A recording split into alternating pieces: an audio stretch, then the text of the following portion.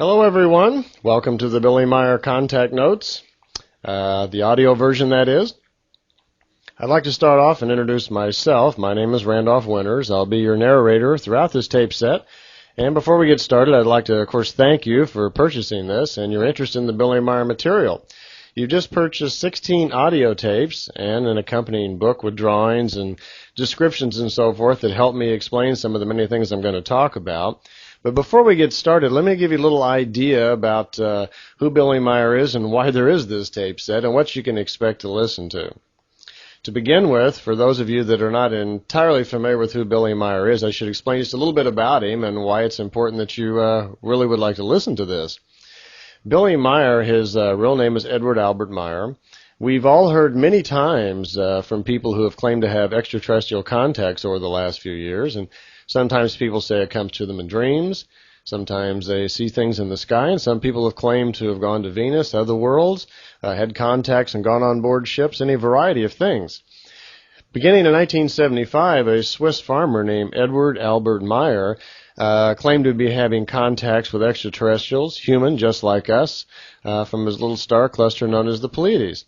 What was most unique about these contacts was that he started providing physical evidences much better than anybody had seen before, in the form of pictures, metal samples, biological samples, other witnesses, and these continued on week after week. He started providing hundreds of pictures, and it came to the attention, of course, of UFO investigators all over Europe who flocked to his home to see if this was real, because never before had we seen daytime clear photos like this man was getting, and so, of course, it attracted a lot of attention.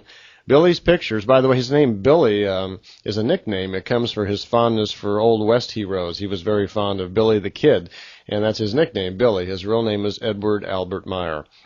Well, from about 75 to 78, he had a lot of contacts. They were almost weekly. These were physical.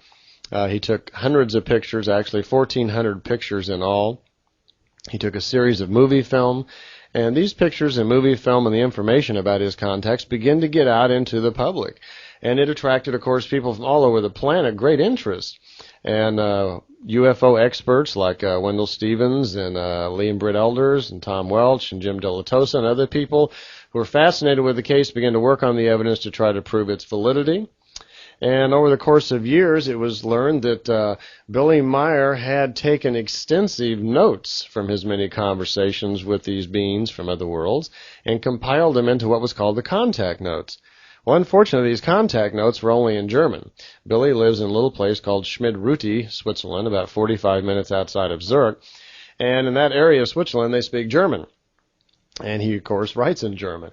He does speak a little English, but, of course, all of his writings are in German. So he wrote down all the information from all of his contacts, which counted to about 135 of them over a 3-year period, where he was allowed to ask questions and receive answers to all sorts of things.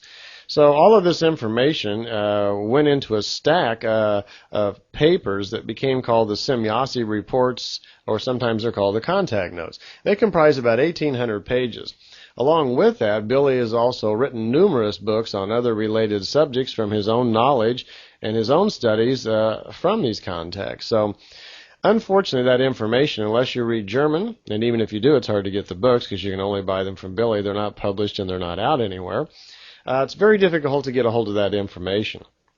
This is what led me to want to go over to Switzerland and find out more myself.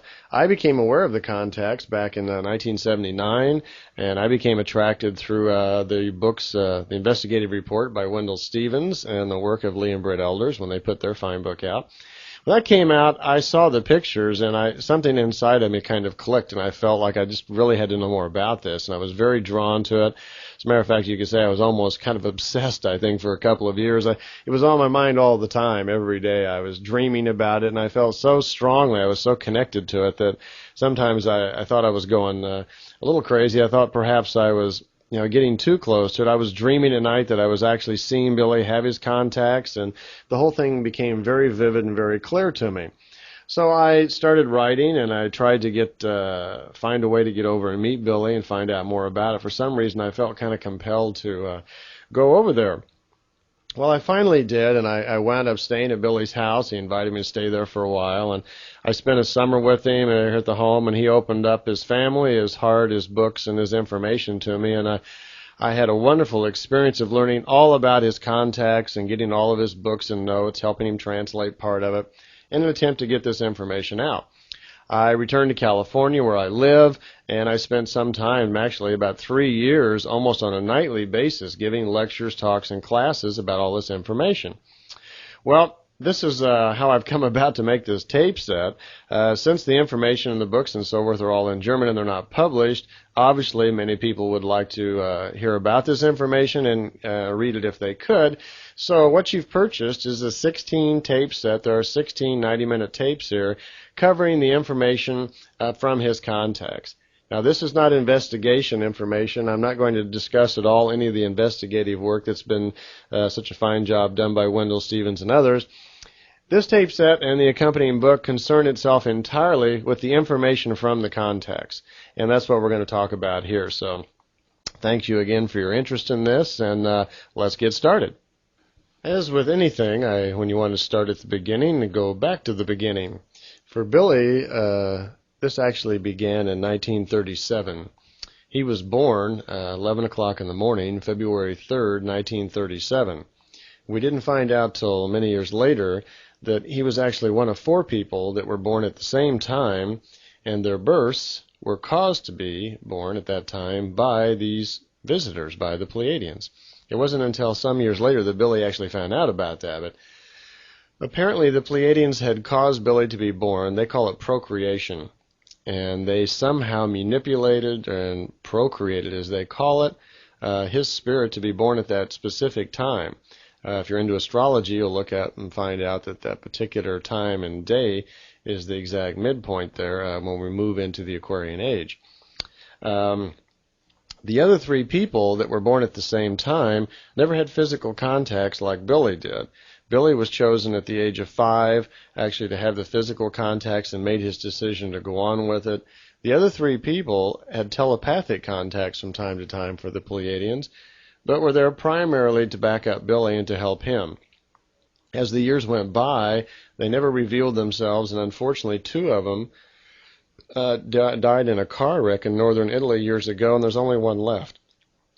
And to my knowledge, no one really knows who that last person is. I don't know who they are, and Billy hasn't revealed that. But at the age of 5, Billy's contacts actually started. It was on June 2nd, 1942, in Switzerland, in the town he was born in a little place called Bulach, Switzerland, when Billy was with his father actually it was about 9 o'clock in the morning. And they were staring at the sky, and Billy had some odd feeling that he felt kind of compelled to look up in the air and look at the sky for some reason. A few minutes went by, and he started getting a very unusual feeling inside of himself to expect something. He looked up into the east and saw this very large disk. It was about 200 to 300 meters in diameter. This large disk is shot out of the east, and it was very silvery in color, very bright, he remembers, and kind of slowed down over their head. Then just as quickly as it appeared, it shot off to the west just as fast and disappeared. Well, Billy turned to his father for some sort of explanation. His father immediately retorted that he thought it was one of Hitler's new weapons. We were in World War II here, and he thought that was probably something that Hitler had made.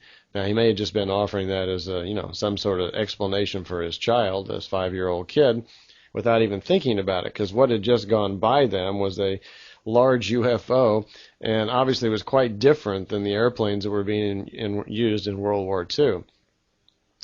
Billy immediately was kind of suspect that it would be Hitler's new secret